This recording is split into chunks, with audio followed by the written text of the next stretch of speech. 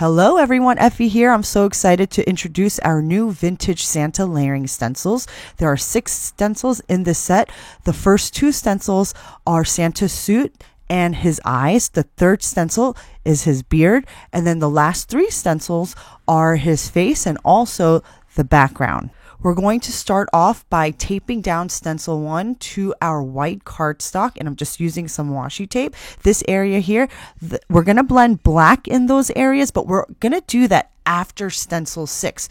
So everything else on the stencil is going to be a light pink or a red. So we're going to do that first with our cherry dye ink. I'm going to cover up his eye area with some additional washi tape so I don't get any of the red ink in there. So I'm going to go into the rest of the stencil with a lighter touch, and I'm also going to just blend off the corners of my stencil and onto the cardstock with my brush to get some registration marks so that I know where to place our next few stencils. I'm going to use our lipstick red dye ink and our mid-size stencil brush to blend in the suit portion of the stencil. There's another circled etched area right over here. That is the section for Santa's eye color. And again, we're going to come back to that after stencil 6. Next, we're going to place stencil 3 right inside our blended rectangle. And we're just going to use our Moonlight dye ink, which is a nice, soft, warm gray ink, and we're just going to blend the entire stencil with our standard size stencil brush. Don't go too dark on this layer or else you're going to make the white fluffy and beard areas look dark. So just go light touch on stencil number 3.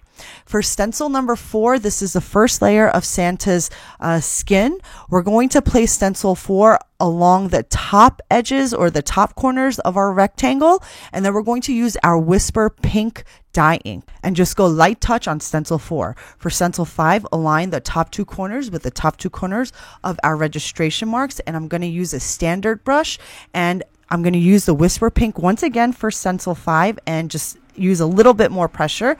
This is stencil 6. You have the inner portion that's in the etched circular area, and we're going to go in with the Whisper Pink again, but just use more pressure. This is the 3rd layer of Santa's skin. So we're using one ink, our Whisper Pink dye ink, for all 3 layers of Santa's skin. The rest of the stencil is the background of our panel, and I'm using our bright emerald and our wide flat stencil brush.